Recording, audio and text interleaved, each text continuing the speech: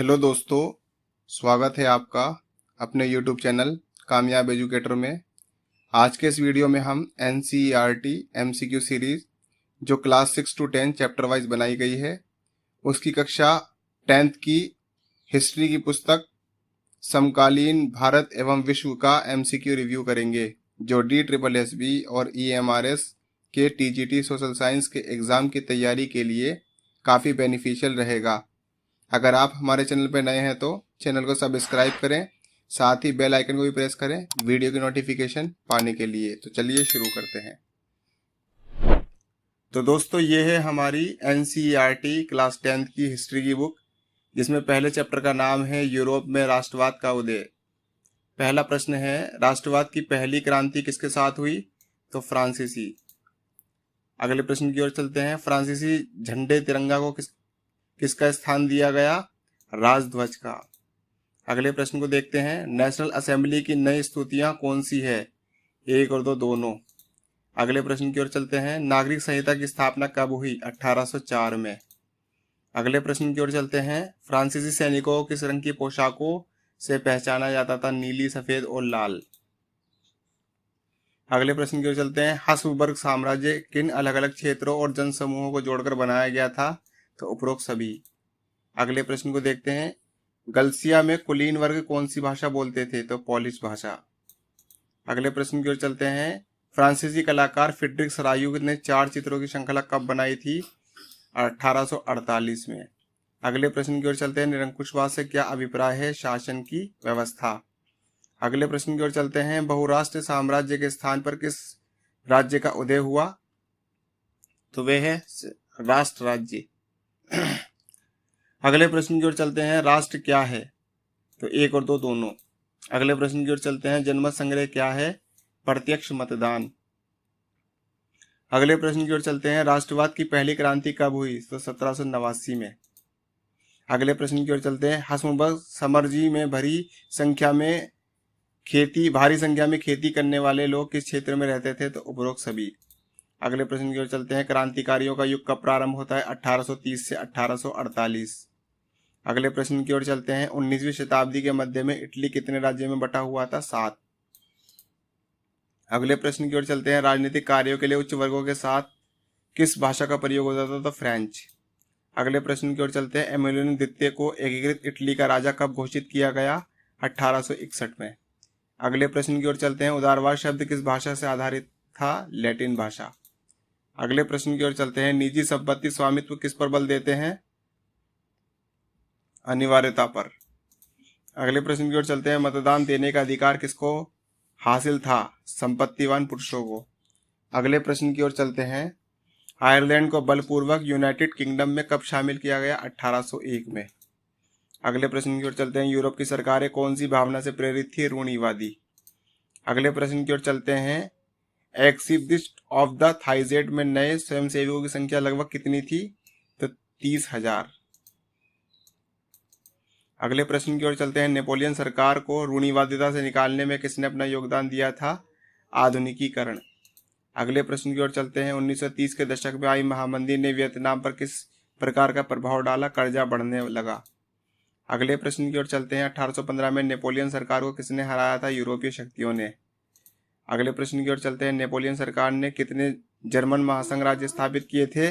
39। अगले प्रश्न की ओर चलते हैं, उदारवादी राष्ट्रवादियों द्वारा उठाया गया एक मुद्दा क्या था? तो वे था प्रेस की मात्रापी। अगले प्रश्न की ओर चलते हैं, उदारवादी उम्मीदों की स्थापना कब हुई? 1848 में।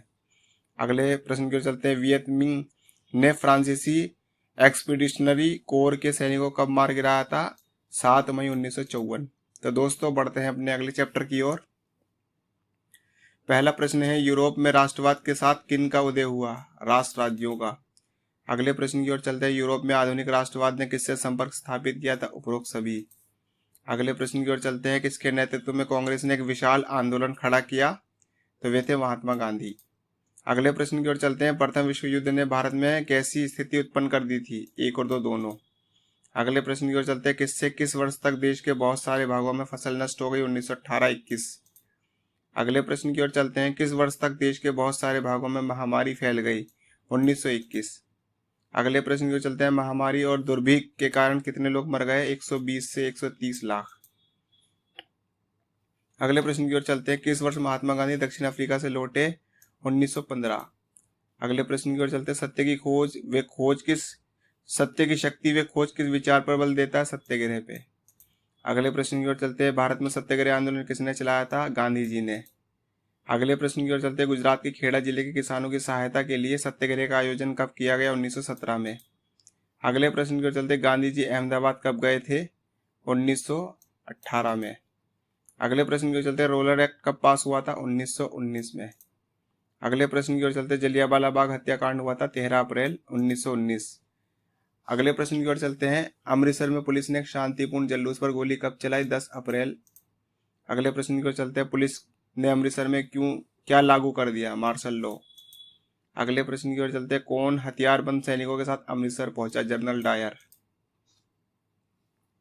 अगले प्रश्न की ओर चलते हैं। खलीफा की सुरक्षा के लिए मार्च 1919 में किसका गठन किया गया? खिलाफत समिति। अगले प्रश्न की ओर चलते हैं। महात्मा गांधी की प्रसिद्ध पुस्तक का नाम क्या है? हिंद स्वराज। अगले प्रश्न की ओर चलते हैं। कांग्रेस के नागपुर अधिवेशन में समझौता कब हुआ? दिसंबर 1920। अगले प्रश्न की ओर चलते हैं। विदेशी यात्रा का बहिष्कार कब किया गया? जुलाई 1922। अगले प्रश्न की ओर चलते हैं। विदेशी कपड़े को किसका प्रतीक माना गया था? उपरोक्त सभी। अगले प्रश्न की ओर चलते हैं। असहयोग खिलाफत आंदोलन कब आरंभ हुआ? जनवरी 1921। अगले प्रश्न की ओर चलते हैं। किस वर्ष के मध्य विदेशी कपड़ों का आयात आधा रह गया? 1921 और 22। अगले प्रश्न की ओर चलते हैं। विदेशी कपड़ों के बहिष्कार से किस में वृद्धि हुई थी? का और खा दोनों में। अगले प्रश्न की ओर चलते हैं। किसानों का नेतृत्व कौन कर रहे थे? महात्मा गांधी। अगले प्रश्न की ओर चलते हैं। बाबा रामचंद्र का आंदोलन किसके खिलाफ था? का और खा दोनों के। अगले प्रश्न की ओर चलते हैं। अवध में किसानों की मांग क्या थी? उपरोक्त सभी। अगले प्रश्न की ओर चलते हैं। जवाहरलाल नेहरू ने अवध के गांव का दौरा कब किया? जून 1920। अगले प्रश्न की ओर चलते हैं। किसान सभा संगठन की कितनी शाखाएं बन चुकी थी? 300। अगले प्रश्न की ओर चलते हैं। चोरा चोरी की हिंसक घटना कहां पर हुई? गोरखपुर में। अगले प्रश्न की ओर चलते हैं। साइमन कमीशन भारत कब पहुंचा? 1928 में। अगले प्रश्न की ओर चलते हैं। कांग्रेस के लाहौर अधिवेशन में पूर्ण स्वराज की मांग को कब मान लिया गया? दिसंबर 1929 में। अगले प्रश्न की ओर चलते हैं। वायसराय इरविन को पत्र कब लिखा गया था? 31 जनवरी 1930 में। अगले प्रश्न की ओर चलते हैं। वायसराय इरविन के पत्र में कितनी मांगों का उल्लेख किया गया था? 11। अगले प्रश्न की ओर चलते हैं। महात्मा गांधी का पत्र किस तरह का था? का और खा दोनों। अगले प्रश्न की ओर चलते हैं। कितने विश्वस्त वॉलंटियरों के साथ महात्मा गांधी ने नमक यात्रा शुरू की? 78। अगले प्रश्न की ओर चलते हैं। महात्मा गांधी के समर्पित साथी अब्दुल गफ्फार खां को पुलिस ने कब गिरफ्तार किया? 1930 में। अगले प्रश्न की ओर चलते हैं। शोलापुर के औद्योगिक मजदूरों ने कहां पर हमले किए? उपरोक्त सभी। अगले प्रश्न की ओर चलते हैं। इरविन के साथ समझौते पर हस्ताक्षर कब हुए? 5 मार्च 1931। अगले प्रश्न की ओर चलते हैं। गांधी जी दिसंबर 1931 के सम्मेलन में कहाँ गए थे? लंदन। अगले प्रश्न की ओर चलते हैं। Indian industrial and commercial Congress का गठन कब हुआ? 1920। अगले प्रश्न की ओर चलते हैं। भारतीय वाणिज्य एवं उद्योग परिसंघ का गठन कब हुआ? 1927। अगले प्रश्न की ओर चलते हैं। 1930 और 32 में किन की हड़ताल हुई? का और खा दोनों की। अगले प्रश्न की ओर चलते हैं। छोटा नागपुर में मजदूरों ने क्या पहनकर अभियानों व रैलियों में भाग लिया? गांधी टोपी। अगले प्रश्न की ओर चलते हैं। 1930 में किसने दलितों को दलित वर्ग एसोसिएशन में संगठित किया? डॉक्टर भीमराव अंबेडकर। अगले प्रश्न की ओर चलते हैं। 1930 में कितने दलितों को दलित वर्ग एसोसिएशन ने संगठित किया? डॉक्टर अंबेडकर। अगले प्रश्न की ओर चलते हैं। किसने राष्ट्रवाद की भावना को साकार करने में अपना योगदान दिया? उपरोक्त सभी। अगले प्रश्न की ओर चलते हैं। भारत की पहचान किस छवि के रूप में ली गई? भारत माता के। अगले प्रश्न की ओर चलते हैं। राष्ट्रवाद की भावना उत्पन्न करने का एक और साधन कौन सा है? इतिहास की पुनरावृत्ति। अगले प्रश्न की ओर चलते हैं। तो दोस्तों बढ़ते हैं अपने अगले चैप्टर की ओर। भूमंडलीकृत विश्व का बनना। पहला प्रश्न है। चीन को किस स्थान से निर्यात किया जाता था? चीनी को किस स्थान से निर्यात किया जाता? वो था पोर्टरी। अगले प्रश्न की ओर चलते हैं। सोने चांदी जैसी कीमती धातुएं कहां से कहां तक पहुंचाई जाती थी? यूरोप से एशिया। अगले प्रश्न की ओर चलते हैं। नूडल किस देश का व्यंजन है जो बाद में और भी देशों में फैला? चीन। अगले प्रश्न की चलते हैं। अमेरिका की खोज किसने की थी? क्रिस्टोफर कोलंबस ने। अगले प्रश्न की ओर चलते हैं। किस सब्जी का इस्तेमाल करने से यूरोप के गरीब लोगों की जिंदगी बेहतर हो गई? तो वह था आलू। अगले प्रश्न की ओर चलते हैं।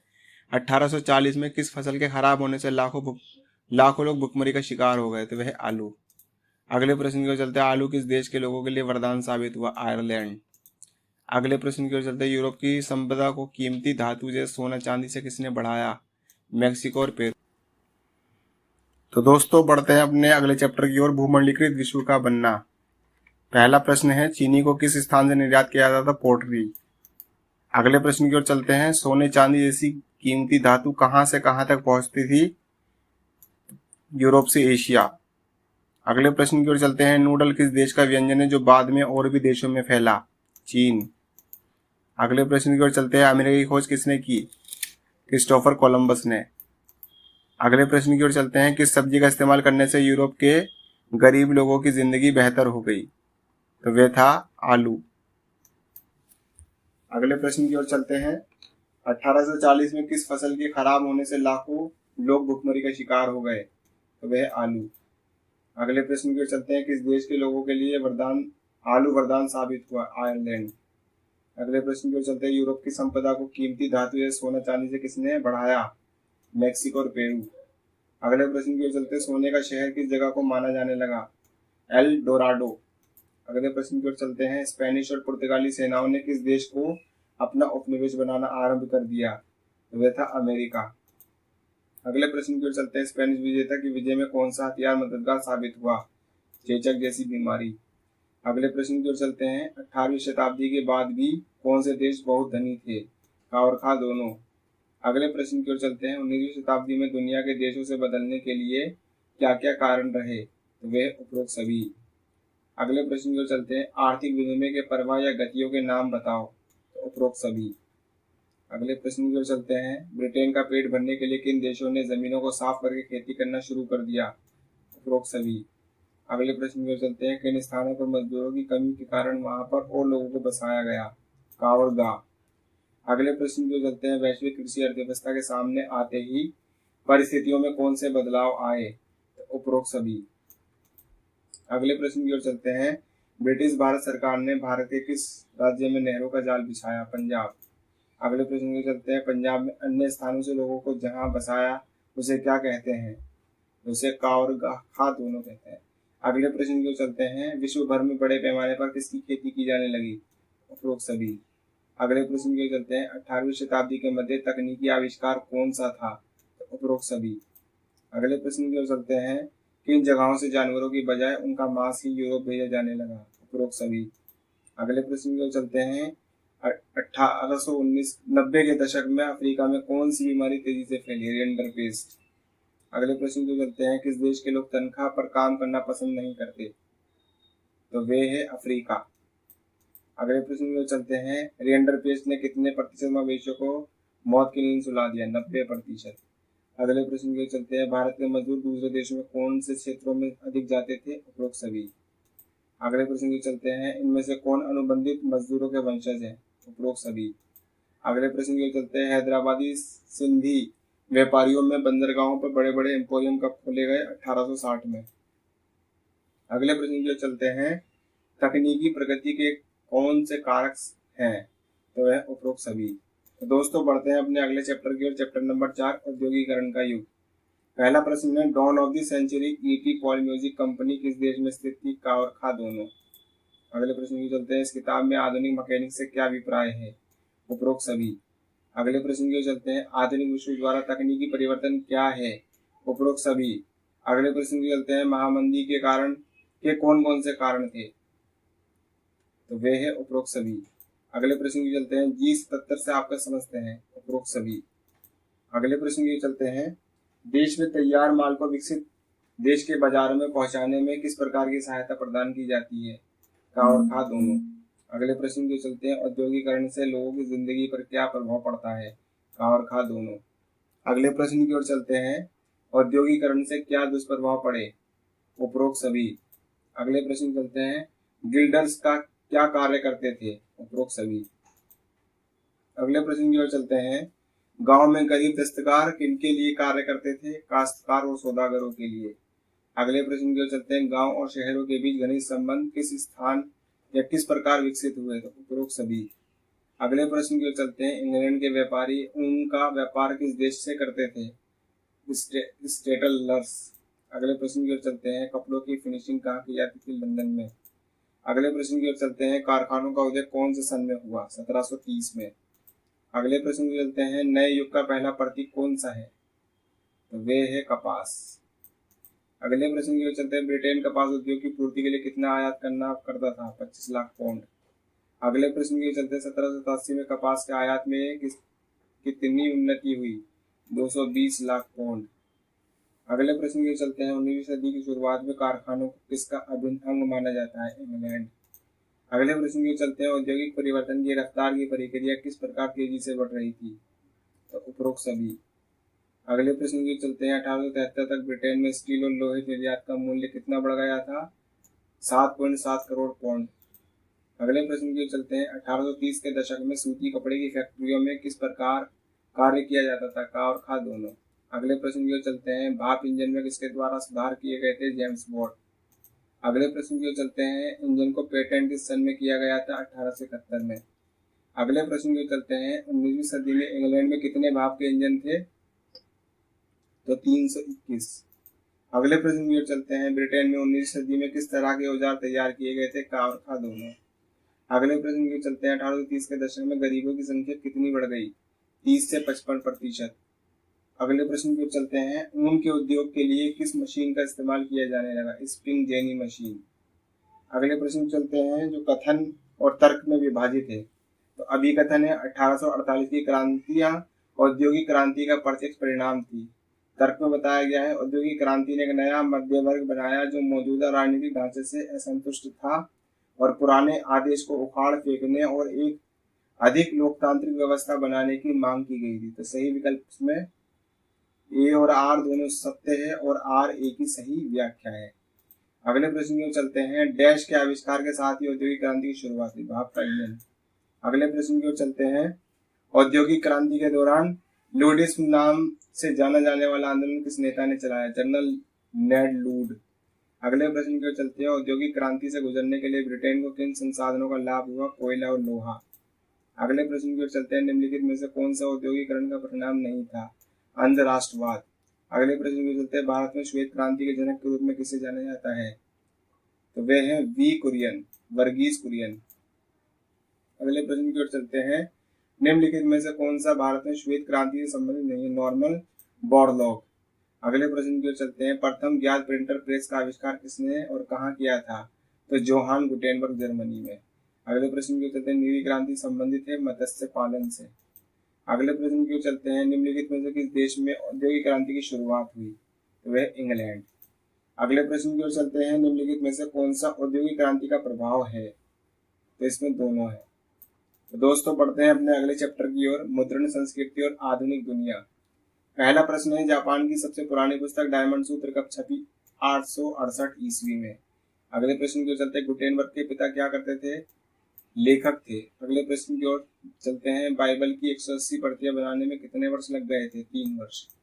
अगले प्रश्न की ओर चलते हैं। धर्म सुधार मार्टिन लूथर ने रोमन कैथोलिक चर्च की कुरीतियों की आलोचना में कितनी स्थापनाएं लिखी? 95। अगले प्रश्न की ओर चलते हैं। किस सदी में यूरोप के अधिकतर हिस्सों में साक्षरता दर बढ़ी? तो 17वीं व 18वीं।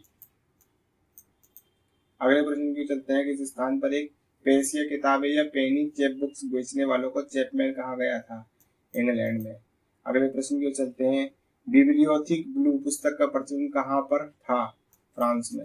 अगले प्रश्न की ओर चलते हैं। मुद्रण संस्कृति में लेखन ने किसकी आलोचना प्रस्तुत की? तो सभी। अगले प्रश्न की ओर चलते हैं। 19वीं सदी में किसने जन साक्षरता की दिशा में लंबी छलांग लगाई थी? यूरोप ने। अगले प्रश्न की चलते हैं। फ्रांस में 1857 में बाल पुस्तकें छापने के लिए क्या स्थापित किया गया था? का और खा दोनों। अगले प्रश्न की ओर चलते हैं। प्रेस में किसका प्रकाशन किया गया? परिपकथाओं।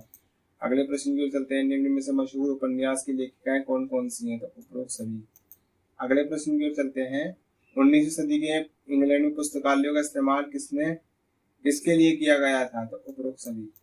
अगले प्रश्न की ओर चलते हैं। 19वीं सदी के मध्य तक शक्ति चालक बेलनाकार प्रेस की किसने कारगर बनाया था? का और खा दोनों ने। अगले प्रश्न की ओर चलते हैं। बेलनाकार प्रेस से कितनी शीट छप जाती थी? 8000। अगले प्रश्न की ओर चलते हैं। छपी हुई सूचना और इश्तेहार कहाँ पर लगाए जाते थे? उपरोक्त सभी। अगले प्रश्न की ओर चलते हैं। किसने उत्पाद को बेचने के नए नए साधन अपनाए? तो का और खा दोनों ने।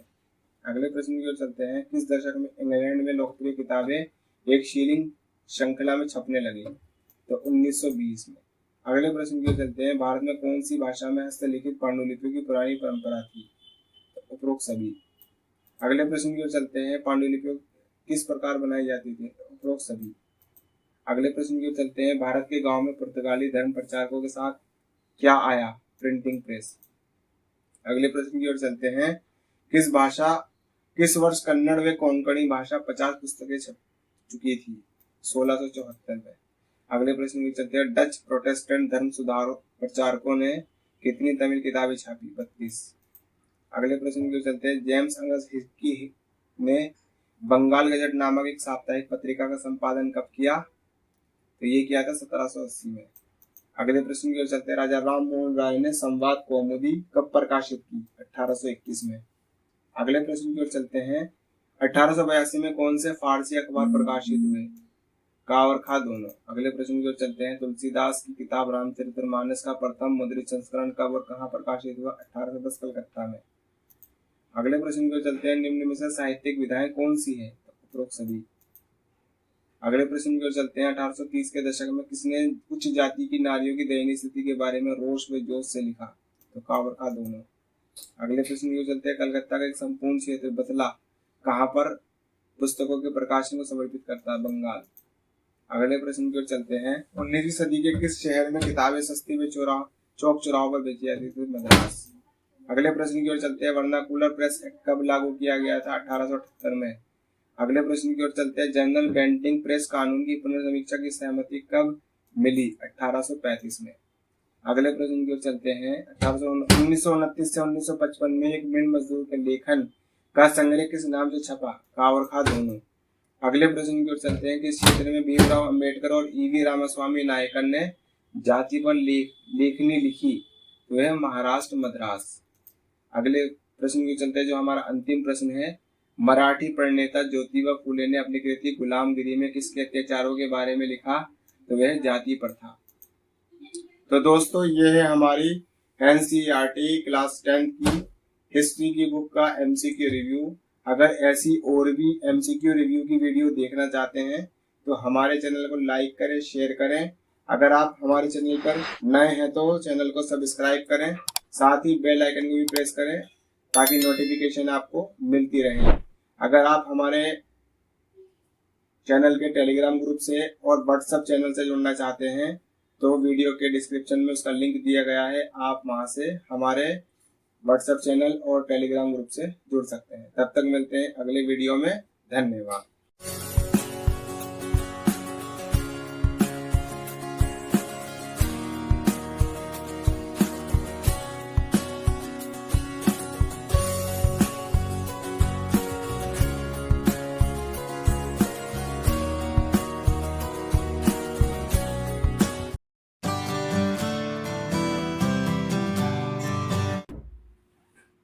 हेलो दोस्तों, स्वागत है आपका अपने YouTube चैनल कामयाब एजुकेटर में। आज की इस वीडियो में हम NCERT MCQ सीरीज जो क्लास 6 to 10 चैप्टर वाइज बनाई गई है उसकी भूगोल की पुस्तक कक्षा 10 की पुस्तक भूगोल का MCQ रिव्यू करेंगे जो DSSB और EMRS TGT सोशल साइंस के एग्जाम की तैयारी के लिए काफ़ी बेनिफिशियल रहेगा। अगर आप हमारे चैनल पर नए हैं तो चैनल को सब्सक्राइब करें, साथ ही बेल आइकन को भी प्रेस करें ताकि वीडियो की नोटिफिकेशन आपको मिलती रहे। तो चलिए शुरू करते हैं। तो दोस्तों ये है हमारी NCERT क्लास 10 की भूगोल की पुस्तक का पहला चैप्टर संसाधन एवं विकास। पहला प्रश्न है, पंजाब और हरियाणा में कितने प्रतिशत भाग में कृषि होती है? 80%। अगले सवाल को देखते हैं। भूमि निम्नीकरण की समस्या से बचने के उपाय क्या हैं? उपरोक्त सभी। अगले सवाल की ओर बढ़ते हैं। मानव प्रौद्योगिकी द्वारा किसकी क्रिया करते हैं? प्रकृति के साथ। अगले प्रश्न की ओर चलते हैं। जैव संसाधन का उदाहरण बताओ? का और खा दोनों। अगले प्रश्न की ओर चलते हैं। अजैव संसाधन क्या है? वे संसाधन जो निर्जीव वस्तुओं से बने हैं। अगले प्रश्न की ओर चलते हैं। समाप्यता के आधार पर संसाधन कितने प्रकार के होते हैं? 2। अगले सवाल की ओर चलते हैं, व्यक्तिगत संसाधन किस प्रकार पर आधारित है? स्वामित्व के आधार पर। अगले प्रश्न की ओर चलते हैं, मरुस्थलीय मृदाओं का रंग कैसा होता है? लाल और भूरा। अगले सवाल की ओर चलते हैं, समाप्यता के आधार पर संसाधन कौन कौन से होते हैं? का और खा दोनों। अगले सवाल की ओर चलते हैं, संसाधन नियोजन क्यों आवश्यक है? संसाधनों की बहुत अधिक विविधता होने के कारण। अगले सवाल की ओर बढ़ते हैं, राजस्थान में कौन से प्राकृतिक संसाधन की बहुतायत है? पवन ऊर्जा और सौर ऊर्जा। अगले सवाल की ओर बढ़ते हैं, संसाधनों का संरक्षण क्यों आवश्यक है? उपरोक्त सभी। अगले सवाल की ओर बढ़ते हैं, भारत देश के क्षेत्रफल का कितना प्रतिशत पठारी है? 27%। अगले सवाल की ओर बढ़ते हैं, भारत का कुल भौगोलिक क्षेत्रफल कितना है? 32.8 लाख वर्ग किलोमीटर। अगले सवाल की ओर चलते हैं, पहाड़ी चट्टानें, सूखी और मरुस्थलीय भूमि किस प्रकार की भूमि में शामिल है? बंजर भूमि। अगले सवाल की ओर बढ़ते हैं, जो आर्थिक रूप से संभाव्य और सांस्कृतिक रूप से मान्य होने क्या कहते हैं? संसाधन। अगले सवाल की ओर बढ़ते हैं, हमारे पर्यावरण में उपलब्ध वस्तुओं का रूपांतरण किसमें निहित है? उपरोक्त सभी में। अगले सवाल की ओर बढ़ते हैं, आर्थिक विकास की गति को तेज करने के लिए किसका निर्माण किया जाता है? संस्थाओं का। अगले सवाल की ओर बढ़ते हैं, उत्पत्ति के आधार पर संसाधन कितने प्रकार के होते हैं? का और खा दोनों। अगले सवाल की ओर बढ़ते हैं, समाप्यता के आधार पर संसाधन कितने कौन से होते हैं? तो का और खा दोनों। अगले सवाल की ओर बढ़ते हैं, स्वामित्व के आधार पर संसाधन कौन से हैं? तो उपरोक्त सभी। अगले सवाल की ओर बढ़ते हैं, विकास के स्तर के आधार पर संसाधन कौन से हैं? तो उपरोक्त सभी। अगले सवाल की ओर बढ़ते हैं, निम्न में से जैव संसाधन कौन से हैं? उपरोक्त सभी। अगले सवाल की ओर बढ़ते हैं, अजैव संसाधन कौन से हैं? का और खा दोनों। अगले सवाल की ओर बढ़ते हैं, लौह अयस्क किस प्रकार का संसाधन है? अनवीकरणीय संसाधन। अगले सवाल की ओर बढ़ते हैं, ज्वारीय ऊर्जा निम्न में से किस प्रकार का संसाधन है? पुनः पूर्ति योग्य। अगले सवाल की ओर बढ़ते हैं, पंजाब में भूमि निम्नीकरण का मुख्य कारण क्या है? अधिक सिंचाई। अगले सवाल की ओर बढ़ते हैं, निम्नलिखित में से भारत के किस राज्य में सीढ़ीदार खेती होती है? उत्तरांचल में। अगले सवाल की ओर बढ़ते हैं, इनमें से किस राज्य में काली मृदा पाई जाती है? महाराष्ट्र। अगले सवाल की ओर बढ़ते हैं, रियो डी जेनेरियो पृथ्वी सम्मेलन कब हुआ था? 1992 में। अगले सवाल की ओर बढ़ते हैं, रियो सम्मेलन में किस पर सहमति जताई गई? उपरोक्त सभी के लिए। अगले सवाल की ओर बढ़ते हैं, पवन और सौर ऊर्जा संसाधन पर्याप्त मात्रा में किस राज्य में उपलब्ध है? राजस्थान।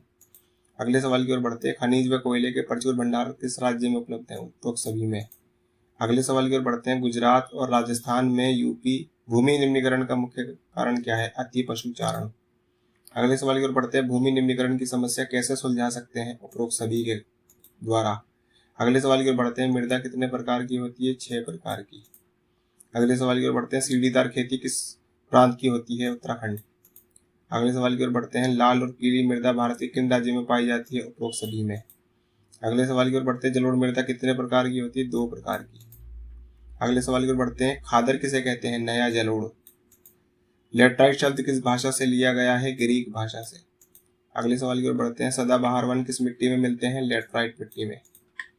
अगले सवाल की ओर बढ़ते हैं, वन मृदा किस क्षेत्र में पाई जाती है? पहाड़ी और पर्वतीय क्षेत्र में। अगले सवाल की ओर बढ़ते, संसाधन के बढ़ते विवेकहीन उपयोग के कारण कौन सी समस्या निरंतर बढ़ रही होती है? तो उपरोक्त सभी। अगले सवाल की ओर बढ़ते हैं, सबसे महत्वपूर्ण प्राकृतिक संसाधन कौन से हैं? भूमि। अगले सवाल की ओर बढ़ते हैं, भूमि कैसा संसाधन है? सीमित। अगले सवाल की ओर बढ़ते हैं, भारत में कुल भौगोलिक क्षेत्र का कितने प्रतिशत भाग मैदानी क्षेत्र में है? तो 43%।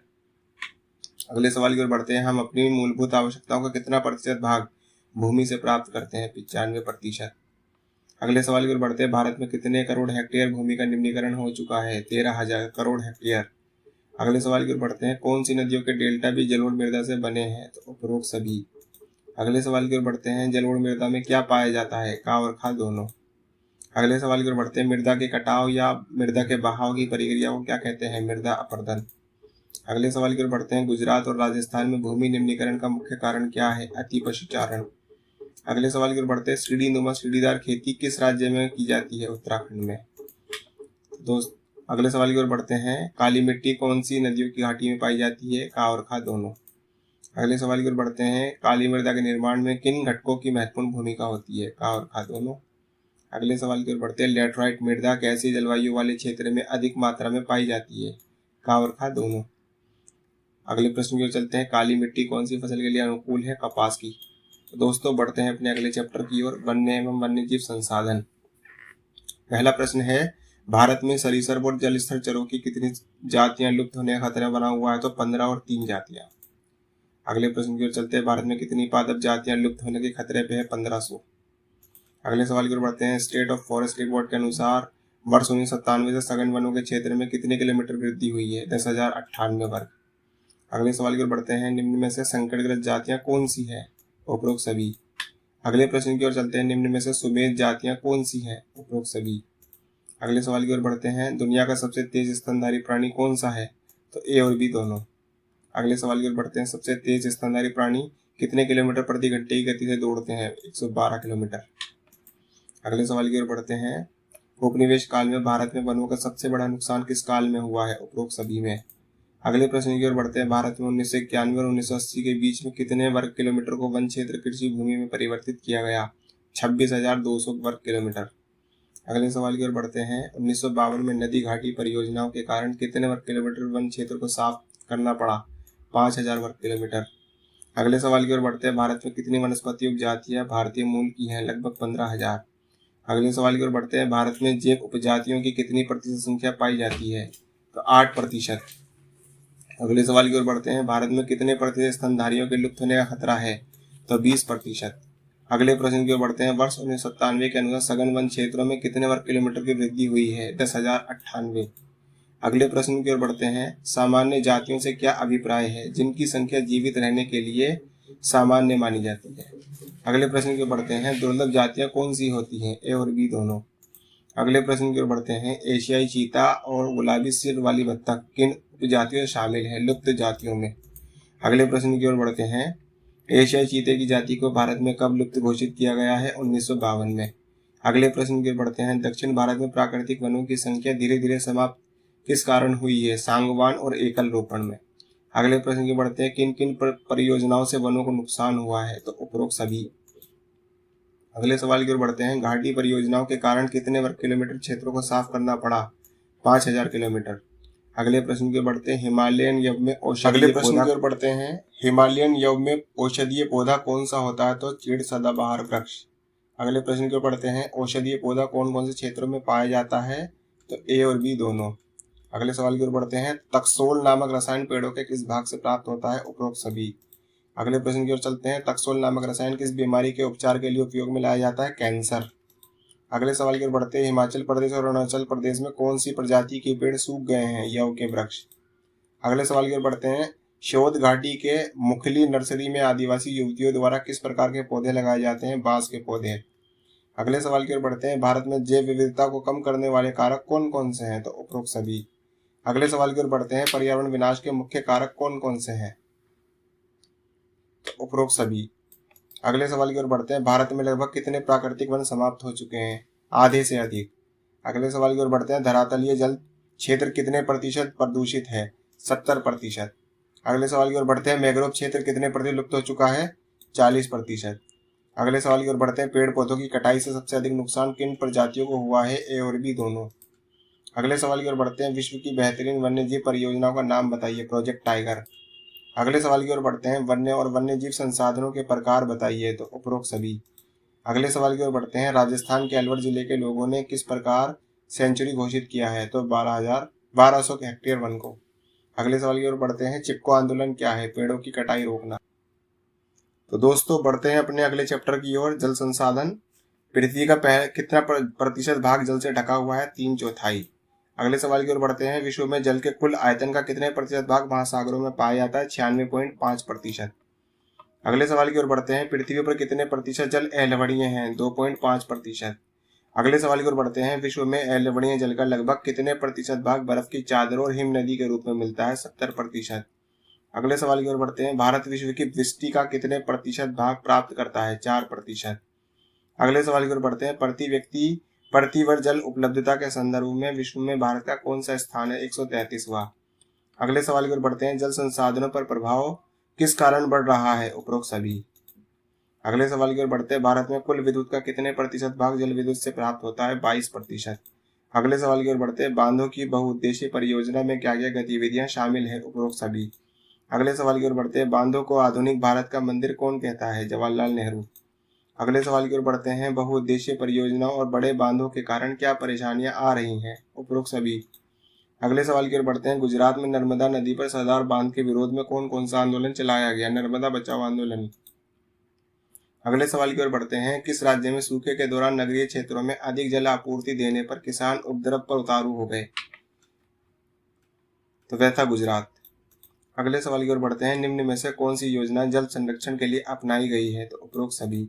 अगले सवाल की ओर बढ़ते हैं। टांका का क्या अर्थ है? छत वर्षा जल संग्रहण तंत्र। अगले सवाल की ओर बढ़ते हैं। टांका में वर्षा जल कब तक संग्रहित कर सकते हैं? अगली वर्षा तक। अगले सवाल की ओर चलते हैं। देश का एक ऐसा कौन सा राज्य है जहां पूरे राज्य में हर घर में छत वर्षा जल संग्रहण ढांचों का बनाना आवश्यक कर दिया है? तमिलनाडु। अगले सवाल की ओर बढ़ते हैं। नदियों में झरनों के जल को बांस द्वारा बनाए बने पाइप द्वारा एकत्रित कौन से राज्य में किया जाता है? मेघालय में। अगले सवाल की ओर बढ़ते हैं। सबसे अधिक वर्षा वाले क्षेत्र कौन से हैं? तो ए और बी दोनों।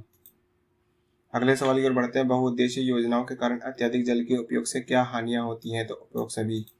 अगले सवाल की ओर बढ़ते हैं। टांका में वर्षा जल संग्रहण और किस नाम से जाना जाता है? पालर पानी। अगले सवाल की ओर बढ़ते हैं। छत जल संग्रहण किस जगह ज्यादा प्रचलित है? थार में। अगले सवाल की ओर बढ़ते हैं। जल संग्रहण के तरीके कौन कौन से हैं? तो उपरोक्त सभी। तो दोस्तों बढ़ते हैं अपने अगले चैप्टर की ओर। कृषि। निम्नलिखित में से कौन सा उस कृषि प्रणाली को दर्शाता है जिसमें एक ही फसल लंबे चौड़े क्षेत्र में उगते हैं? तो वह है रोपण कृषि।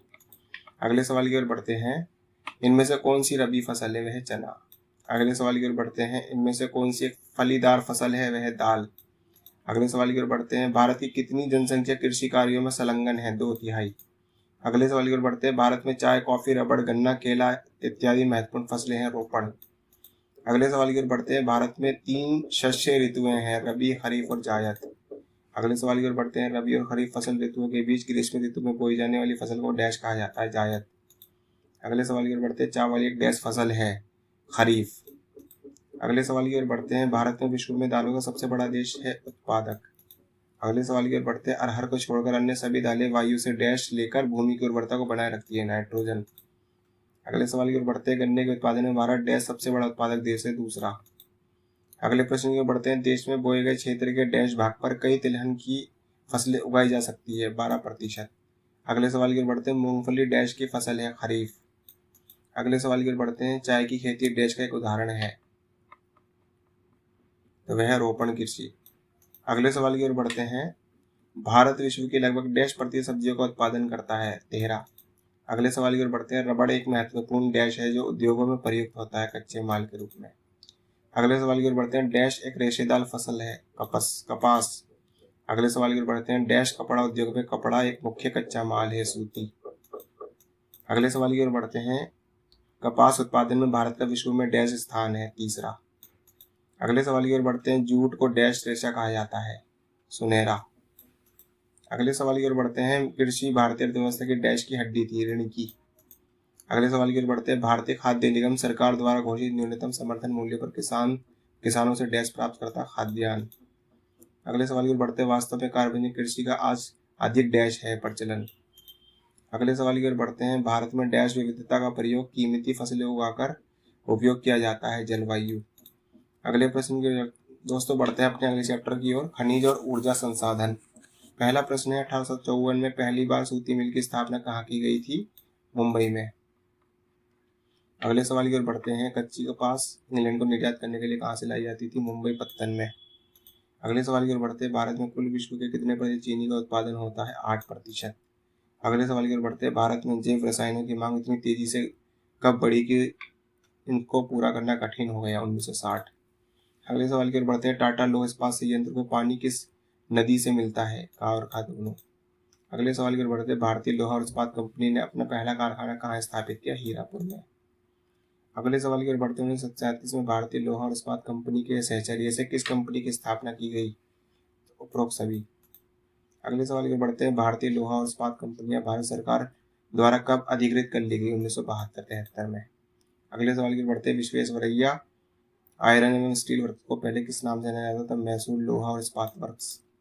अगले सवाल की ओर बढ़ते हैं। द्वितीय पंचवर्षीय योजना 1956-57 में विदेशी सहयोग से कौन कौन से नए एकीकृत इस्पात संयंत्रों की स्थापना की गई? तो उपरोक्त सभी। अगले सवाल की ओर बढ़ते हैं। राउरकेला इस्पात संयंत्र जर्मनी के सहयोग से 1959 में कहाँ स्थापित किया गया था? उड़ीसा के सुंदरगढ़ जिले में। अगले सवाल की ओर बढ़ते हैं। राउरकेला इस्पात संयंत्र लोहा कहाँ से प्राप्त करता है? झरिया से। अगले सवाल की ओर बढ़ते हैं। भिलाई इस्पात संयंत्र की स्थापना छत्तीसगढ़ के दुर्गापुर जिले में किस देश की सहायता से की गई? रूस। अगले सवाल की ओर बढ़ते हैं। स्टील अथॉरिटी ऑफ इंडिया की स्थापना कब हुई थी? 1973 में। अगले सवाल की ओर बढ़ते हैं। बोकारो इस्पात संयंत्र की स्थापना किस संसाधन लागत न्यूनीकरण सिद्धांत के आधार पर की गई? परिवहन। अगले सवाल की ओर बढ़ते हैं। पेट्रो रसायन उद्योग को किन उपवर्गों में विभाजित किया गया? उपरोक्त सभी। अगले सवाल की ओर बढ़ते हैं। कौन सा उद्योग भारत की अर्थव्यवस्था में सबसे तेजी से विकसित सेक्टरों में से एक है? सॉफ्टवेयर उद्योग। अगले सवाल की ओर बढ़ते हैं। कौन सा उद्योग भारत के सकल घरेलू उत्पाद के लगभग 2% है? तो वह 1 और 2 दोनों। अगले सवाल की ओर बढ़ते हैं। हेबन ने सड़क पर चलती कौन सी अजीब चीजों को देखा? बस और गाड़ियां। अगले सवाल की ओर बढ़ते हैं। हेबन अपने पिता के साथ गांव से कहाँ आया था? गुवाहाटी। अगले सवाल की ओर बढ़ते हैं। ऊर्जा किन किन संस्थानों के लिए आवश्यक है? उपरोक्त सभी। अगले सवाल की ओर बढ़ते हैं। इंजन किसके द्वारा चलाया जाता है? ऊर्जा से। अगले सवाल की ओर बढ़ते हैं। गाड़ियां किसकी सहायता से चलती है? कावर खातूनों से। अगले सवाल की ओर बढ़ते हैं। खनिजों से तैयार वस्तुएं कौन कौन सी हैं? उपरोक्त सभी। अगले सवाल की ओर बढ़ते हैं। खनिज पदार्थों का इस्तेमाल हमारे जीवन में कहाँ से अनिवार्य है? उपरोक्त सभी। अगले सवाल की ओर बढ़ते हैं। धातुएं कैसे बनती है? विभिन्न खनिजों के सहयोग से। अगले सवाल की ओर बढ़ते हैं। हमारे कुल उपभोग में पौष्टिक खनिज कितने प्रतिशत पाया जाता है? 0.3। अगले सवाल की ओर बढ़ते हैं। अपघर्षक खनिज का प्रयोग किसके लिए किया जाता था? दंत मंजन बनाने के लिए। अगले सवाल की ओर बढ़ते हैं। सबसे नम्य खनिज कौन सा है? चूना। अगले प्रश्न की ओर बढ़ते हैं। सबसे कठोर कौन सा है? हीरा। अगले प्रश्न की ओर बढ़ते हैं। खनिज क्या है? समरूप तत्व। अगले प्रश्न की ओर बढ़ते हैं। खनिजों की पहचान किस किस प्रकार से की जाती है? उपरोक्त सभी। अगले प्रश्न की ओर बढ़ते हैं। अभी तक कितने खनिजों की पहचान की जा चुकी है? 2000 से अधिक। अगले प्रश्न की ओर बढ़ते हैं। खनिजों का निष्कर्षण किसकी अनुमति के पश्चात ही संभव है? सरकार की। अगले सवाल की ओर बढ़ते हैं। खनिज कहाँ पाए जाते हैं? अयस्कों में। अगले सवाल की ओर बढ़ते हैं। मैग्नीज का प्रयोग मुख्य रूप से सबसे अधिक किस में किया जाता है? इस्पात के विनिर्माण में। अगले प्रश्न की ओर बढ़ते हैं। लौह अयस्क में सर्वोत्तम श्रेणी कौन सी है? तो वह है कावरखा दोनों। अगले प्रश्न की ओर बढ़ते हैं। भारत में लौह अयस्क खनिज का मुख्य कितना उत्पादन मूल्य में कितना योगदान है? 3/4। अगले प्रश्न की ओर बढ़ते हैं। भारत में सबसे कम मात्रा में पाए जाने वाले खनिज कौन से हैं? तो उपरोक्त सभी। अगले प्रश्न की बढ़ते हैं। मैग्नीज का प्रयोग किन किन चीजों को बनाने में किया जाता है? तो उपरोक्त सभी। अगले प्रश्न की बढ़ते हैं। परंपरागत साधन कौन से हैं? उपरोक्त सभी।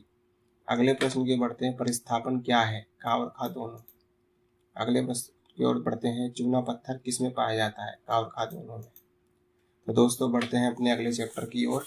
विनिर्माण उद्योग। पहला प्रश्न है। भारत में सबसे पहले स्थापित की गई लोहे इस्पात कंपनी निम्नलिखित में कौन सी है? टाटा लोहे एवं इस्पात कारखाना। अगले प्रश्न की बढ़ते। सूती वस्त्र पहला कारखाना मुंबई में ही क्यों स्थापित किया गया? उपरोक्त सभी। अगले प्रश्न की बढ़ते हैं। निम्नलिखित में से कौन सा चीनी का दूसरा बड़ा उत्पादक राज्य है? उत्तर प्रदेश। अगले प्रश्न की बढ़ते हैं। स्वामित्व के आधार पर उद्योग को कितने भागों में बांटा गया है? उपरोक्त सभी। अगले प्रश्न की बढ़ते हैं। उद्योग की स्थिति किन कारकों पर निर्भर करती है? उपरोक्त सभी। अगले प्रश्न की बढ़ते हैं। कच्चे माल और उद्योग में कैसा संबंध है? घनिष्ठ। अगले प्रश्न की ओर बढ़ते हैं। कच्चे माल और निर्मित उत्पाद की प्रकृति का मूल्य बड़ी सीमा तक किस पर निर्भर करता है? परिवहन। अगले प्रश्न की बढ़ते हैं। कौन से राज्य में लौह इस्पात उद्योग नहीं है? हरियाणा। अगले प्रश्न की बढ़ते हैं। उद्योग की स्थिति किसके द्वारा प्रभावित होती है? उपरोक्त सभी। अगले प्रश्न की बढ़ते हैं। आर्थिक दृष्टि से निर्माण उद्योग को ऐसे स्थान पर स्थापित किया जाना चाहिए जहां उत्पादन मूल्य और निर्मित वस्तुओं का मूल्य निम्न में से कितना होना चाहिए? न्यूनतम। अगले प्रश्न की बढ़ते हैं। भार ह्रास वाले कच्चे माल का उपयोग करने वाले उद्योग कौन से हैं? लौह इस्पात। अगले प्रश्न की बढ़ते हैं। विजयनगर इस्पात संयंत्र होसपेटे में किस प्रकार की तकनीक का उपयोग किया जा रहा है? कर्नाटक। अगले प्रश्न की बढ़ते हैं। भारतीय किस प्रकार की गुणवत्ता वाले सूती कपड़ों के उत्पादन के लिए प्रसिद्ध है? उपरोक्त सभी। अगले प्रश्न की बढ़ते हैं। निम्न में से कृषि पर आधारित उद्योग कौन कौन से हैं? उपरोक्त सभी। अगले प्रश्न की ओर बढ़ते हैं। व्यवसायों की कितनी श्रेणियों में वर्गीकृत किया गया है? 3। अगले प्रश्न की बढ़ते। कारखानों द्वारा निष्कासित 1 लीटर अपशिष्ट से कितना गुना स्वच्छ जल दूषित होता है? 8 गुना। अगले प्रश्न की बढ़ते हैं। उद्योगों द्वारा होने वाले प्रदूषण कौन कौन से हैं? उपरोक्त सभी। अगले प्रश्न की बढ़ते हैं। तृतीय श्रेणी में कौन कौन सी प्रतिक्रियाएं शामिल हैं? उपरोक्त सभी। अगले प्रश्न की बढ़ते हैं। द्वितीय श्रेणी में कौन कौन सी क्रियाएं शामिल हैं? का और खातों में। अगले प्रश्न की ओर बढ़ते हैं। प्राथमिक श्रेणी में कौन कौन सी क्रियाएं शामिल हैं? उपरोक्त सभी। अगले प्रश्न की बढ़ते हैं। निम्न में से विनिर्माण उद्योग कौन कौन से हैं? तो उपरोक्त सभी। अगले प्रश्न की बढ़ते हैं। कच्चे पदार्थ को मूल्यवान उत्पाद में परिवर्तित करना अधिक मात्रा में वस्तुओं के उत्पादों को कहा जाता है? का और खा दोनों। अगले प्रश्न की बढ़ते हैं, भारत की कुल जनसंख्या कितना प्रतिशत लोग केवल कृषि कार्य करते हैं? 64। अगले प्रश्न की बढ़ते हैं, कच्चे माल के स्रोतों के आधार पर उद्योगों के प्रकार बताइए? का और खा दोनों। अगले प्रश्न की बढ़ते हैं, पिछले 2 दशकों से सकल घरेलू उत्पाद में विनिर्माण उद्योग का कितना योगदान रहा है? 17%। अगले प्रश्न की बढ़ते हैं, आर्थिक विकास की ऋण किसे समझा जाता है? विनिर्माण उद्योग को। अगले प्रश्न की बढ़ते हैं, भारत में पहला सफल उद्योग कहाँ पर लगाया गया? मुंबई। अगले प्रश्न की बढ़ते हैं, सूती वस्त्र उद्योग के स्थानीयकरण को किन किन कारणों को ने बढ़ावा दिया है? उपरोक्त सभी। अगले प्रश्न की बढ़ते हैं, नवंबर 2011 तक देश में लगभग कितनी सूती और कृत्रिम रेशे के कपड़े मिले थे? 1946 में।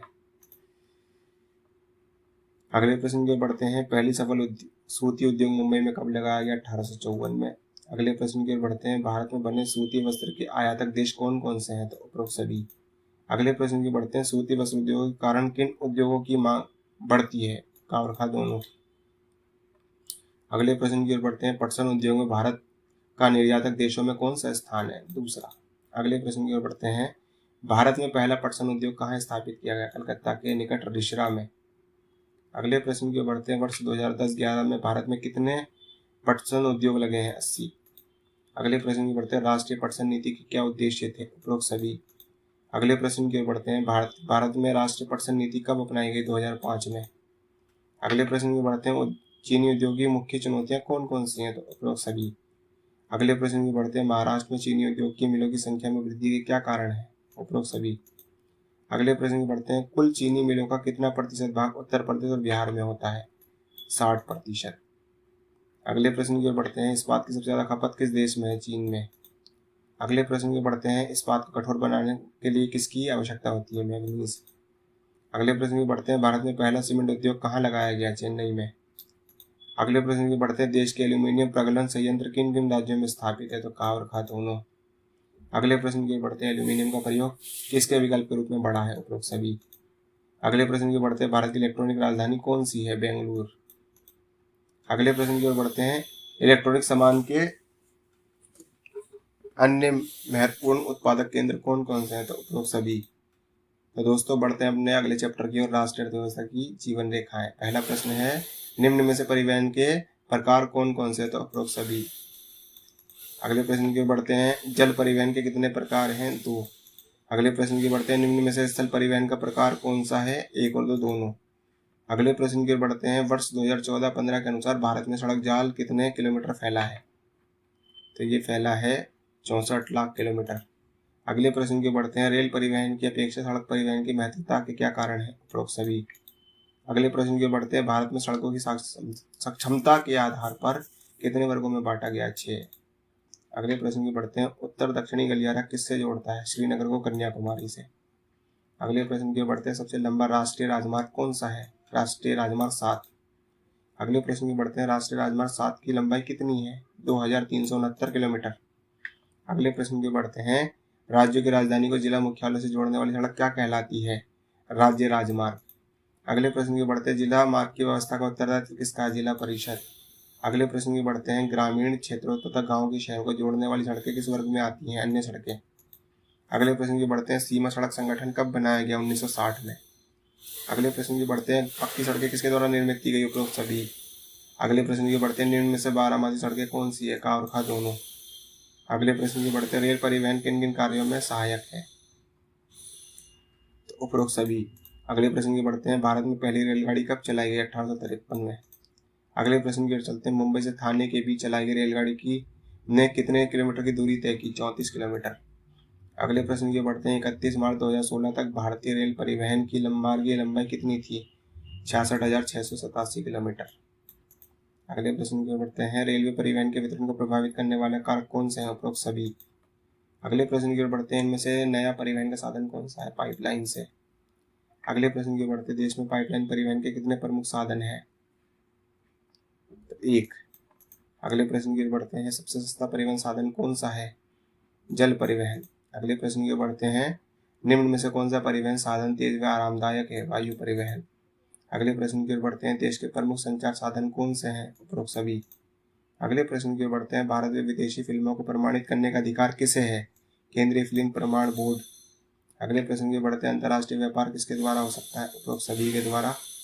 अगले प्रश्न की बढ़ते हैं, राष्ट्र का आर्थिक बैरोमीटर किसे कहते हैं? अंतर्राष्ट्रीय व्यापार को। अगले प्रश्न की ओर बढ़ते हैं, व्यापार के घटक कौन कौन से हैं? का और खा दोनों।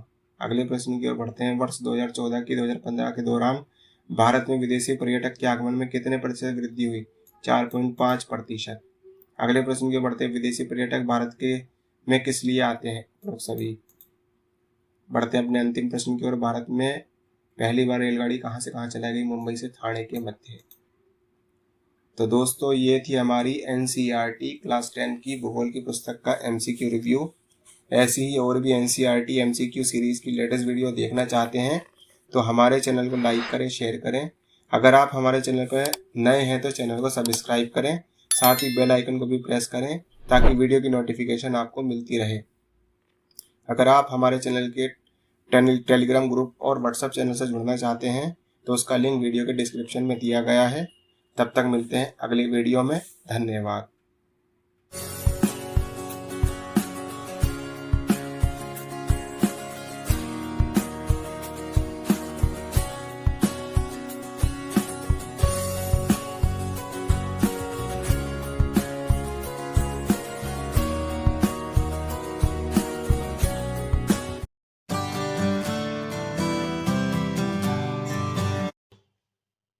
हेलो दोस्तों, स्वागत है आपका अपने YouTube चैनल कामयाब एजुकेटर में। आज की इस वीडियो में हम NCERT MCQ सीरीज़ जो क्लास 6 to 10 चैप्टर वाइज बनाई गई है उसकी कक्षा 10 की पुस्तक राजनीति विज्ञान भाग 2 का MCQ रिव्यू करेंगे, जो DSSB और EMRS TGT सोशल साइंस के एग्ज़ाम की तैयारी के लिए काफ़ी बेनिफिशियल रहेगा। अगर आप हमारे चैनल पर नए हैं तो चैनल को सब्सक्राइब करें, साथ ही बेल आइकन को भी प्रेस करें ताकि वीडियो की नोटिफिकेशन आपको मिलती रहे। तो चलिए शुरू करते हैं।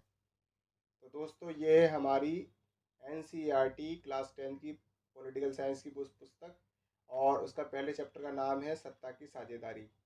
तो पहला प्रश्न है, बेल्जियम की राजधानी का नाम क्या है? तो वह ब्रुसेल। अगले प्रश्न की ओर चलते हैं, निम्नलिखित में से कौन सा श्रीलंका में प्रमुख सामाजिक समूह नहीं है? तो वह एंग्लो इंडियन। अगले प्रश्न की ओर चलते हैं, 1956 में पारित एक अधिनियम द्वारा किस भाषा को श्रीलंका की एकमात्र आधिकारिक भाषा घोषित किया गया? तो वह सिंगली। अगले प्रश्न की ओर चलते हैं, श्रीलंका के किस भाग में श्रीलंकाई तमिल ज़्यादा रहते हैं? तो उत्तर और पूर्व। अगले प्रश्न की ओर चलते हैं, सिंगली भाषा के लोग किस धर्म को मानते थे? तो वे थे बौद्ध धर्म। अगले प्रश्न की ओर चलते हैं, निम्नलिखित में से किस देश में शक्तियों का संघीय विभाजन है? तो वह है भारत और बेल्जियम। अगले प्रश्न की ओर चलते हैं, इनमें से कौन सा कथन गलत है? तो दोनों ने समान रूप से पावर शेयरिंग के सवाल को निपटाया। अगले प्रश्न की ओर चलते हैं, निम्नलिखित में से कौन सा कथन संघीय विभाजन की शक्ति के पहलुओं में से एक नहीं है? तो शक्तियों का कोई ऊर्ध्वाधर वितरण नहीं है। अगले प्रश्न की ओर चलते हैं, पावर शेयरिंग ठीक है क्योंकि यह सामाजिक समूहों के बीच संघर्ष की संभावना को कम करता है। अगले प्रश्न की ओर चलते हैं, निम्नलिखित में से कौन श्रीलंकाई तमिल की शुरुआत की मांगों में से एक नहीं था? तो वह एक स्वतंत्र तमिल इलम राज्य का निर्माण। अगले प्रश्न की ओर चलते हैं, 1950 और 60 के दशक के दौरान बेल्जियम में डच भाषा और फ्रांसीसी भाषा समुदाय के बीच तनाव के क्या कारण थे? तो इसमें फ्रांसीसी भाषी समुदाय बहुसंख्यक डच भाषी समुदाय की तुलना में अधिक समृद्ध और शक्तिशाली थे। अगले प्रश्न की ओर चलते हैं, 1970 और 1993 के बीच बेल्जियम के संविधान में कितनी बार संशोधन किया गया? 4 बार। अगले प्रश्न की ओर चलते हैं, बेल्जियम में इनमें से कौन सी भाषा नहीं बोली जाती? तो है डेनिश। अगले प्रश्न की ओर चलते हैं, निम्नलिखित में से किस भाषा में श्रीलंका एक स्वतंत्र देश के रूप में उभरा? तो 1948 में। अगले प्रश्न की ओर चलते हैं, बेल्जियम में सामुदायिक सरकार का चुनाव कौन करता है? केवल एक भाषा समुदाय संबंधित लोग। अगले प्रश्न की ओर चलते हैं, आमतौर पर बेल्जियम में कौन सी दो भाषाएं बोली जाती थी? फ्रेंच और डच। तो दोस्तों, बढ़ते हैं अपने अगले चैप्टर की ओर, जाति धर्म और लैंगिक मसले। पहला प्रश्न है, प्राचीन समय में स्त्रियां डैश तक ही सीमित थी? घर की चार दीवारी। अगले प्रश्न की ओर चलते हैं, लैंगिक विभाजन किस पर आधारित है? सामाजिक अपेक्षाओं पर। अगले प्रश्न की ओर चलते हैं, लैंगिक श्रम विभाजन के मर्द डैश कार्य करते हैं? घर के बाहर। अगले प्रश्न की ओर चलते हैं, नारीवादी वे पुरुष अथवा स्त्री जो डैश में विश्वास करते हैं? पुरुष व स्त्री के समान अधिकार। अगले प्रश्न की ओर चलते हैं। किस देश के सार्वजनिक जीवन में महिलाओं का प्रतिनिधित्व सबसे कम है? तो वह भारत। अगले प्रश्न की ओर चलते हैं। भारत में स्त्रियों की साक्षरता दर कितनी प्रतिशत है? 65।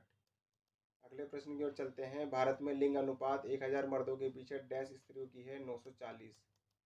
अगले प्रश्न की ओर चलते हैं। 1000 लड़कों के पीछे लड़कियों की संख्या के अनुपात को क्या कहते हैं? लिंग अनुपात। अगले प्रश्न की ओर चलते हैं। लोकसभा में महिलाओं का प्रतिनिधित्व कुल संख्या के डैश के ऊपर कभी नहीं हुआ?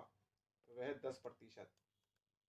अगले प्रश्न की ओर चलते हैं। स्थानीय सरकारों में डैश स्थान स्त्रियों के लिए आरक्षित है? 1/3। अगले प्रश्न की ओर चलते हैं। राजनीतिक क्षेत्र में महिलाओं के कम प्रतिनिधित्व की समस्या को कैसे हल किया जा सकता है? कानूनी बंदिशों से। अगले प्रश्न की ओर चलते हैं। धर्म को राजनीति में प्रयोग करने को क्या कहते हैं? सांप्रदायिक राजनीति। अगले प्रश्न की तरफ चलते हैं। भारत एक डैश है? धर्मनिरपेक्ष राज्य, देश। अगले प्रश्न की ओर चलते हैं। भारत को धर्मनिरपेक्ष राज्य का दर्जा किसने दिया है? संविधान ने। अगले प्रश्न की ओर चलते हैं। इनमें से कौन समाज सुधारक था? तो वे थे उपरोक्त सभी। अगले प्रश्न की ओर चलते हैं। औरतों के व्यक्तिगत एवं पारिवारिक जीवन में पुरुषों के बराबरी की मांग उठाने वाले आंदोलन को निम्न में से कौन सा नाम दिया गया? नारीवादी आंदोलन। अगले प्रश्न की ओर चलते हैं। भारतीय समाज का स्वरूप कैसा है? मार्त और पितृ दोनों। अगले प्रश्न की ओर चलते हैं। भारत में महिलाओं के राजनीतिक प्रतिनिधित्व में निम्नलिखित स्थिति का कारण कौन सा है? तो उपरोक्त सभी। अगले प्रश्न की ओर चलते हैं। 2001 में भारत में हिंदुओं की आबादी कितनी थी? प्रतिशत थी? तो 80.5। अगले प्रश्न की ओर चलते हैं। 2001 में भारत में मुसलमानों की आबादी कितनी प्रतिशत थी? 13.4। अगले प्रश्न की ओर चलते हैं। भारतीय समाज का स्वरूप कैसा है? पुरुष प्रधान। अगले प्रश्न की ओर चलते हैं। भारत का राजधर्म कौन सा है? कोई नहीं। तो दोस्तों बढ़ते हैं अपने अगले चैप्टर की ओर, राजनीतिक दल। पहला प्रश्न है। राजनीतिक दलों का उत्थान किससे संबंधित है? उपरोक्त सभी से। अगले प्रश्न की ओर चलते हैं। कई दलों वाले देश की व्यवस्था को क्या कहते हैं? बहुदलीय व्यवस्था। अगले प्रश्न की ओर चलते हैं। इनमें से किस देश में एक दलीय व्यवस्था है? तो उपरोक्त सभी। अगले प्रश्न की ओर चलते हैं। इनमें से किस देश में 2 दलीय व्यवस्था है? तो है ब्रिटेन। अगले प्रश्न की ओर चलते हैं।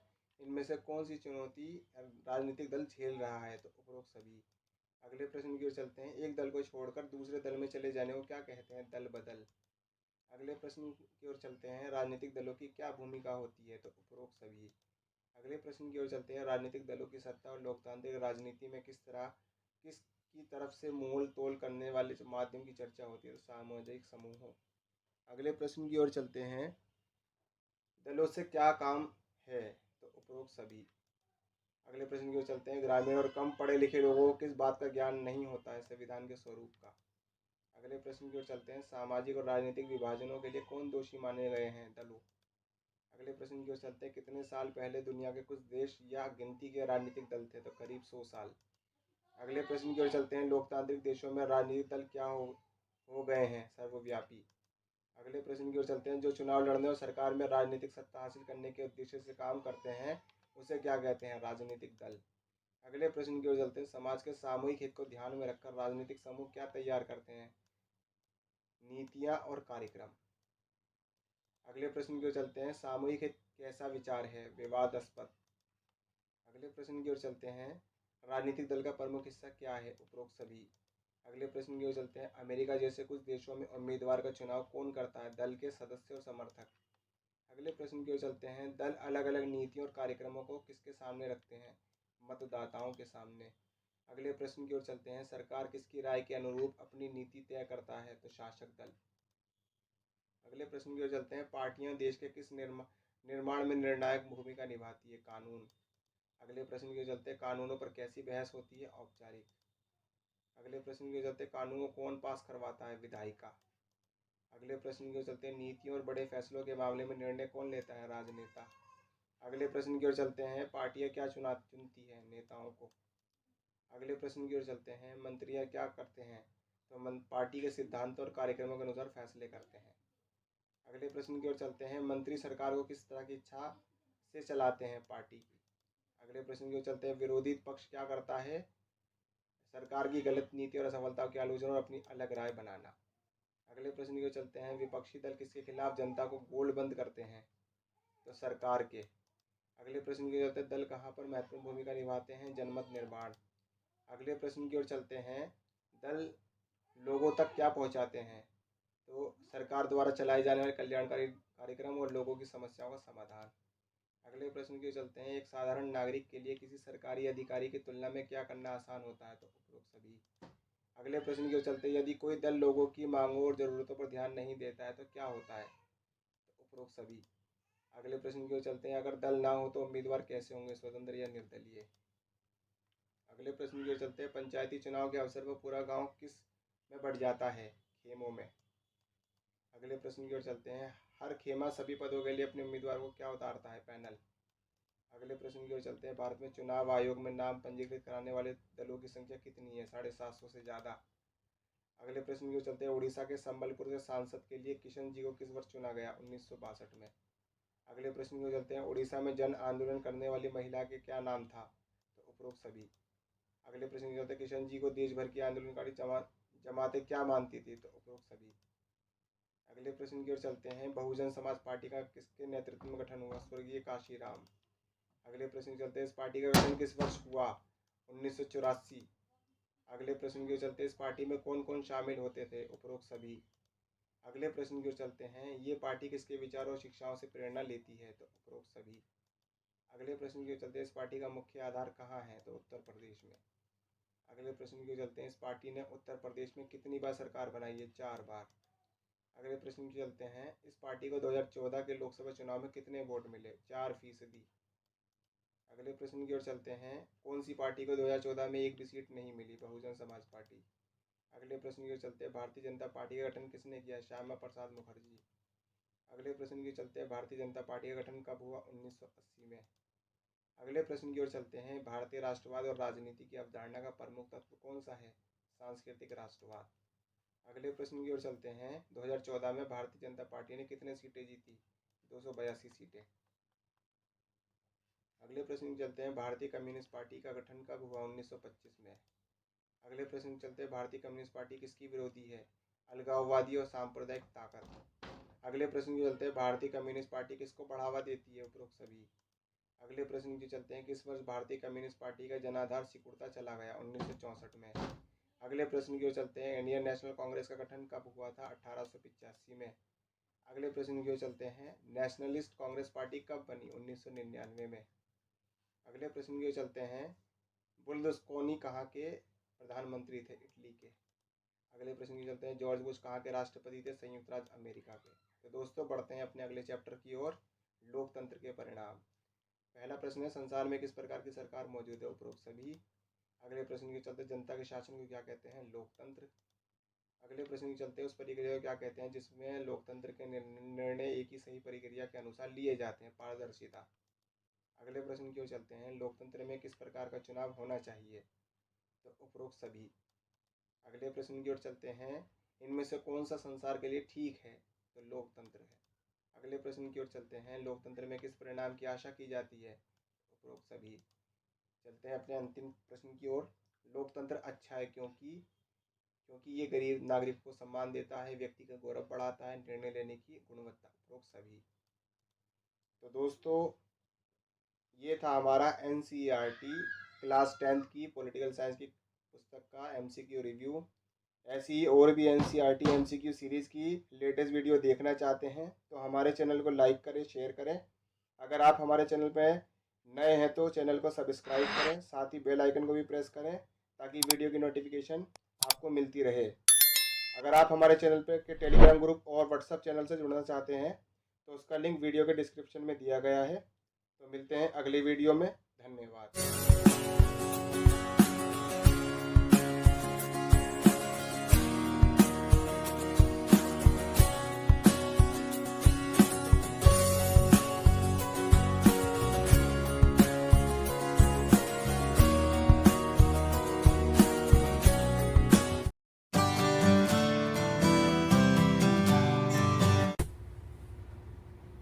हेलो दोस्तों, स्वागत है आपका अपने YouTube चैनल कामयाब एजुकेटर में। आज की इस वीडियो में हम NCERT MCQ सीरीज जो क्लास 6 to 10 चैप्टर वाइज बनाई गई है उसकी अर्थशास्त्र की कक्षा 10 की पुस्तक का MCQ रिव्यू करेंगे जो DSSB EMRS DGT social science के एग्जाम की तैयारी के लिए काफ़ी बेनिफिशियल रहेगा।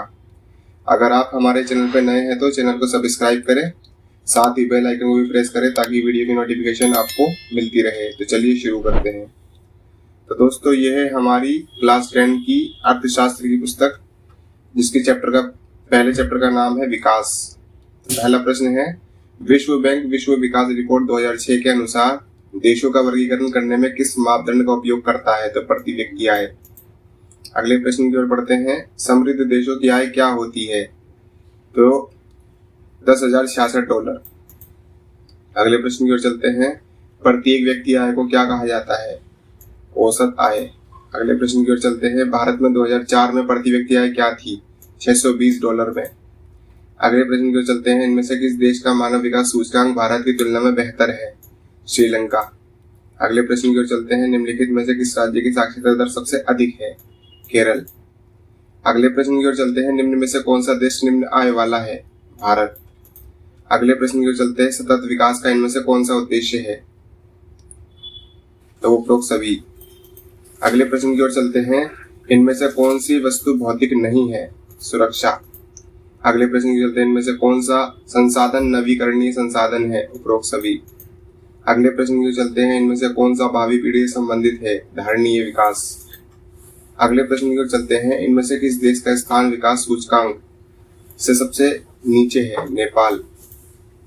अगले प्रश्न की चलते हैं, इनमें से किस देश का स्थान मानव विकास सूचकांक में पहला है? श्रीलंका। अगले प्रश्न की चलते हैं, भारत की साक्षरता दर क्या है? 65.20%। अगले प्रश्न की चलते हैं, भारत के किस राज्य में सबसे अधिक निर्धनता है? उड़ीसा। अगले प्रश्न की ओर चलते हैं, किस राज्य में शिशु मृत्यु दर सबसे कम है? केरल। अगले प्रश्न की ओर चलते हैं, निम्नलिखित में से किस राज्य की साक्षरता दर सबसे अधिक है? केरल। अगले प्रश्न की ओर देखते हैं, यदि देश के लोग पश्चिमी होते हैं तो आर्थिक विकास की क्या संभावना होगी? अधिक। अगले प्रश्न की ओर चलते हैं, केरल में शिशु मृत्यु दर कम होने के क्या कारण है? तो इनमें से कोई नहीं। अगले प्रश्न की चलते हैं, वैज्ञानिक शरीर द्रव्यमान सूचकांक का उपयोग क्यों किया जाता है? हम उचित प्रकार से पोषित हैं। अगले प्रश्न की ओर चलते हैं, आर्थिक विकास को कैसे मापा जाता है? प्रति व्यक्ति आय के आधार पर। अगले प्रश्न की ओर चलते हैं, विभिन्न श्रेणी के लोगों के लिए विकास धारणा कैसी होती है? भिन्न भिन्न। अगले प्रश्न की चलते हैं, भूमिहीन ग्रामीण मजदूर के लिए विकास का लक्ष्य क्या होगा? उपरोक्त सभी। अगले प्रश्न की चलते हैं, प्रति व्यक्ति आय की गणना सभी देशों के लिए किस देश की मुद्रा के लिए की जाती है? डॉलर में। अगले प्रश्न की चलते हैं, मानव विकास सूचकांक का क्रमांक कुल कितने देशों में से है? 188।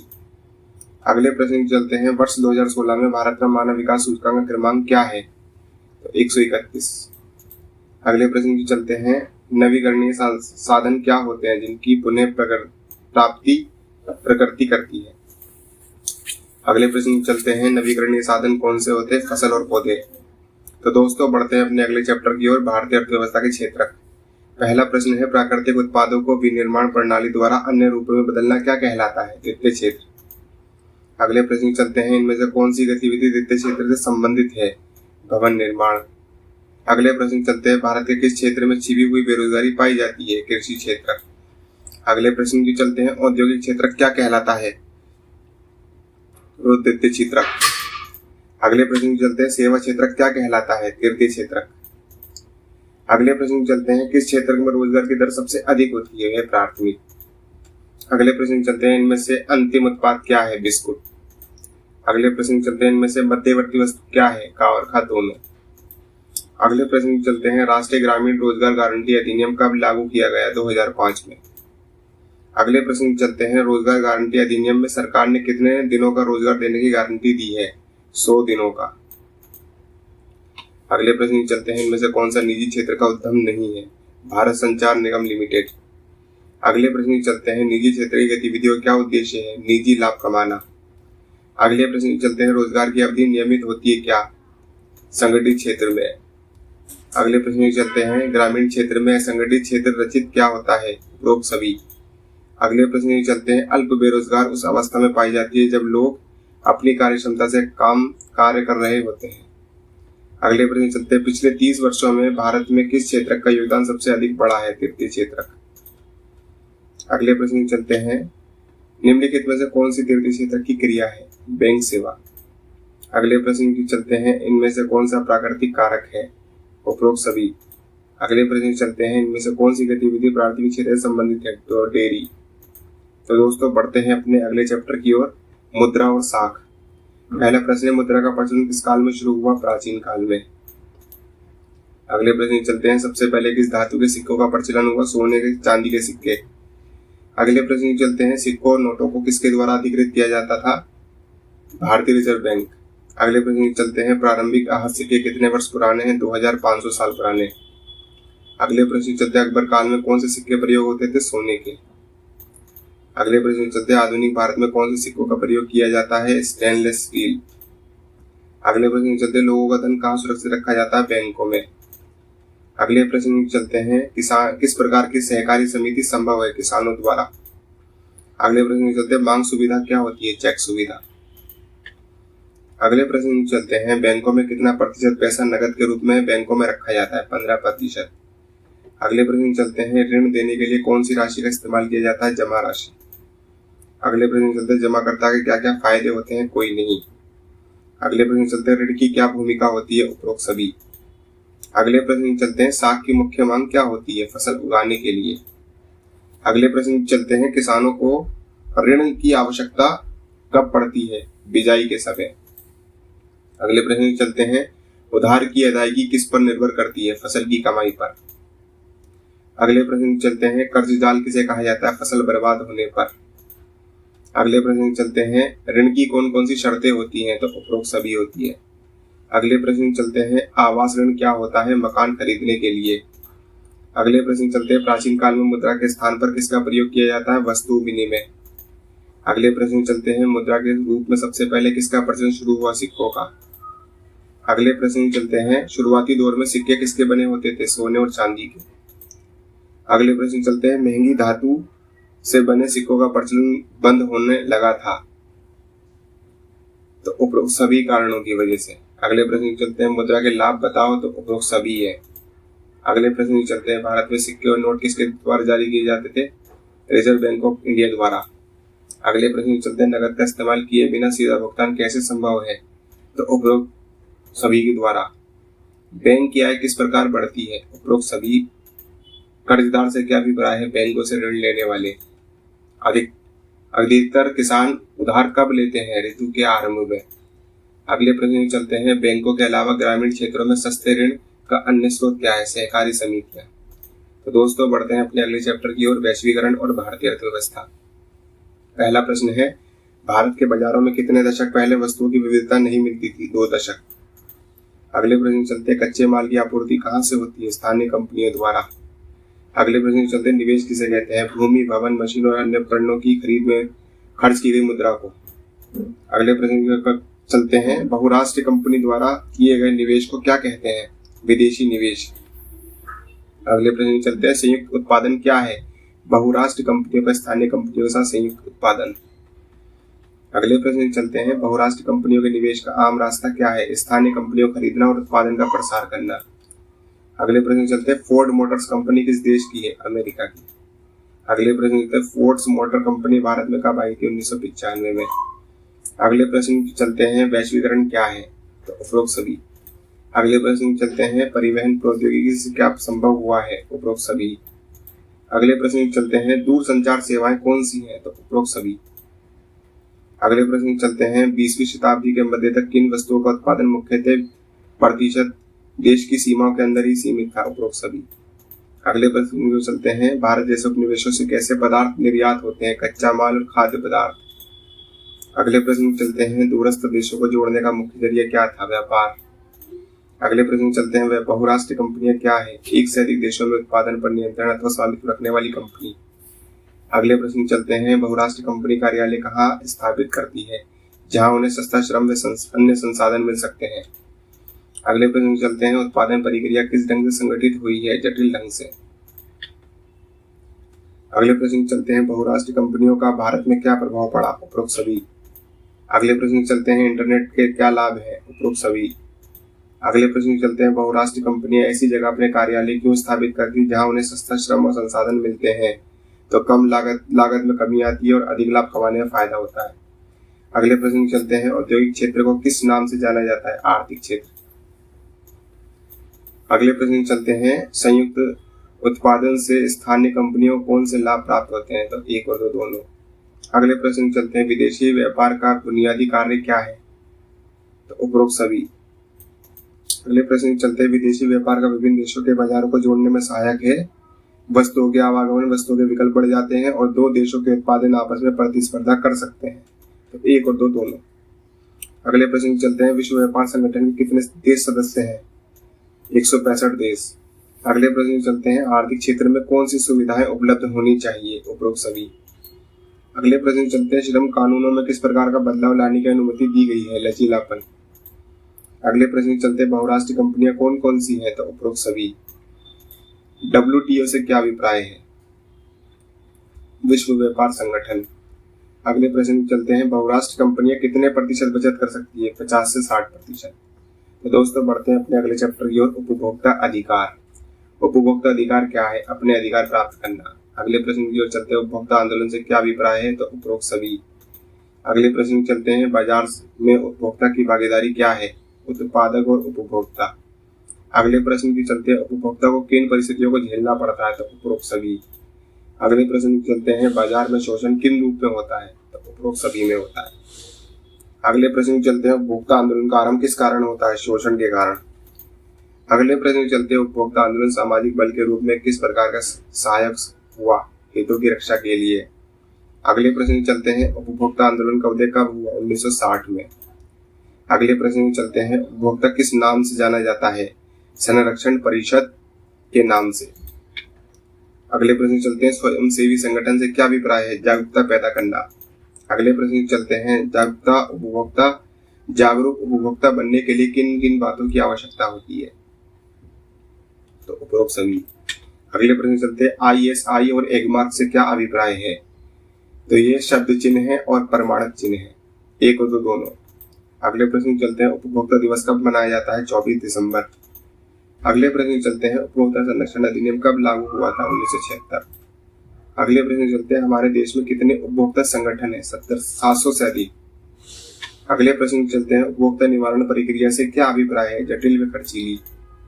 अगले प्रश्न चलते हैं, उपभोक्ता विवाद निवारण समिति में कितने मुआवजे का दावा किया जाता है? 50,000। अगले प्रश्न चलते हैं, उपभोक्ता सुरक्षा के लिए संयुक्त राष्ट्र के दिशा निर्देशों को कब अपनाया गया? 1985। अगले प्रश्न चलते हैं, पैकेट पर दी गई जानकारी किस प्रकार की जानकारी होती है? तो मूल्य की जानकारी, निर्माण की तारीख और खराब होने की जानकारी। उपरोक्त सभी। बढ़ते हैं अपने अंतिम प्रश्न की ओर, राइट टू इंफॉर्मेशन एक्ट कब लागू हुआ था? तो 5 अक्टूबर 2005। तो दोस्तों ये थी हमारी NCERT क्लास 10 की इकोनॉमिक्स की पुस्तक का MCQ रिव्यू। तो ऐसी और भी NCERT MCQ सीरीज की लेटेस्ट वीडियो देखना चाहते हैं तो हमारे चैनल को लाइक करें, शेयर करें। अगर आप हमारे चैनल पर नए हैं तो चैनल को सब्सक्राइब करें, साथ ही बेल आइकन को भी प्रेस करें वीडियो की नोटिफिकेशन पाने के लिए। अगर आप हमारे चैनल के टेलीग्राम ग्रुप और व्हाट्सएप चैनल से जुड़ना चाहते हैं तो उसका लिंक वीडियो के डिस्क्रिप्शन में दिया गया है। तो मिलते हैं अगली वीडियो में। धन्यवाद।